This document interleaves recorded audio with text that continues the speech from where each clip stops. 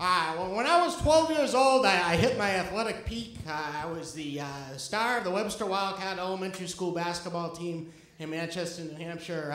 And I also hit my peak with the ladies. And the reason I had a nice haircut like Sluggo from the Nancy and Sluggo cartoons. I had 20/20 vision, so I did not need the glasses. And according to my grandmother, I had a cuter than cute baby face. Thank you. Yeah. And it was during this time that my coach, Mr. Honeycomb's daughter, Lindy, developed a huge crush on me. And Lindy was 2 years older than me. She was in 8th grade. And she looked just like Kathy Lee Crosby from That's Incredible. And I know you're like, big deal, but for me it meant a lot because we had Cinemax and HBO for free on the weekends one time, and I stayed up late. And I was in 3rd grade, and she was in a movie that she played a basketball coach, but she was naked in the shower for like about 2 minutes, and that's all it took. I just had a boner, but it was unbelievable. She was, and this girl looked just like her. So the fantasies, I was very imaginative for a boy that had not hit puberty yet. That would take six more years. But she would sit behind the bench and she would always wear her pink CB ski jacket.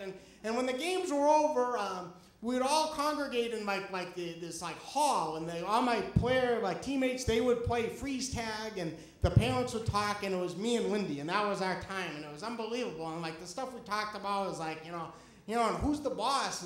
Come on, is Tony and Angela, are they ever gonna get together? How does your face feel now that you don't have braces? How does it feel? Because it looks good, It was good stuff, And she'd always be there, and she'd have a can of Orange Crush, which is my favorite soda, and a bag of popcorn, and it was like heaven to me. So following our, we beat the Grasshoppers at Green Acres Elementary School 32-18. I had 14 points. It was my highest scoring game. We were talking, and she said, next week is our last game together. And I go, what do you mean? She says, well, it's the last game of the season. Now, can we do something? And I'm like, yeah, let's do something. She's like, okay, if I bring in a photo of me, will you bring in a photo? And I'm like, Lindy, yes. And it was amazing to me because I was finally taking it to the next level, and I would have something like a memento, So my mother was an amateur photographer, supposedly, so she did this whole photo shoot, and the first photo was me in my Ronald McDonald pajamas. I was 12. Holding my cat Peaches, smiling, and then we were outside in my Sunday best on the rock, and I was sitting like this, and it was a good smile. I was hamming it up, and then I was downstairs next to our coal stove, and I had my dad's pipe, and I was reading Ranger Rick magazine. You think that would be the one, but no. The best one is I had my powder blue Webster Wildcat jersey on, and I was ready to shoot in the living room, and it looked great. I had the ball and everything. It was a woman's ball, but still it didn't matter. My small hands. So thank you. Joke, yes. But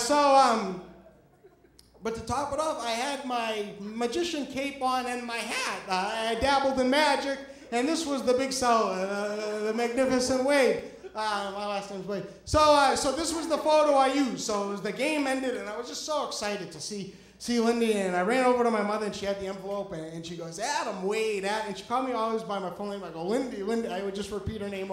I didn't have much to say into the conversation besides Angela and Tony. But we're going back, and she's like, my father, he says you're the scrappiest elementary school basketball player he's ever seen. And I'm like, yeah, like Scrappy-Doo. And she's like, who? I go, Scooby-Doo's nephew, Scrappy-Doo, Puppy Power. And she's like, I don't watch cartoons. And I'm in 8th grade. And I go, I'm in 6th grade, but I don't watch them. I just remember. So when we went home, my mother drove, and we went home, and I had it was in a nice, velvety, envelope. The envelope was like a real thing. And inside was a photo, and it was Lindy's, 8th grade photo, and she had a champion sweatshirt and a white turtleneck.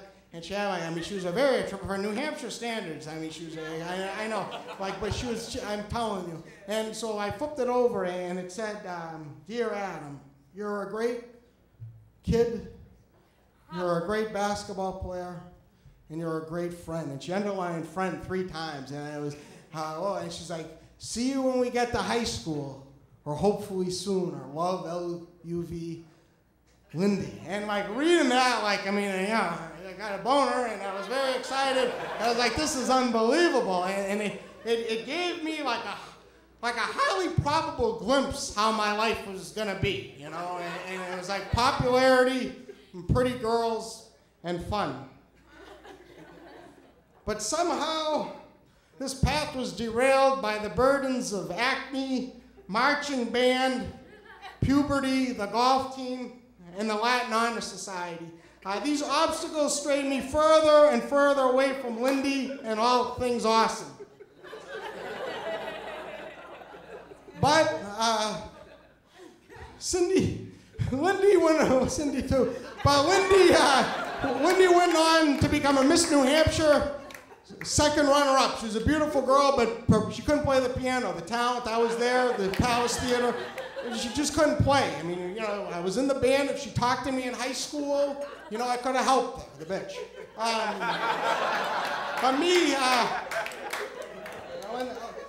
I walked the high school hallways with this look on my face. Like, what the fuck kind of decisions did you make in high school? Marching band, golf team, you're never gonna get laid. But in my wallet, it was a Levi Velcro, navy blue one. I kept Lindy's photo in there as a reminder of how things used to be. And as a symbol of hope for the second act of Adam Wade's life. I'm 34 years old. And I'm still waiting. Thank you.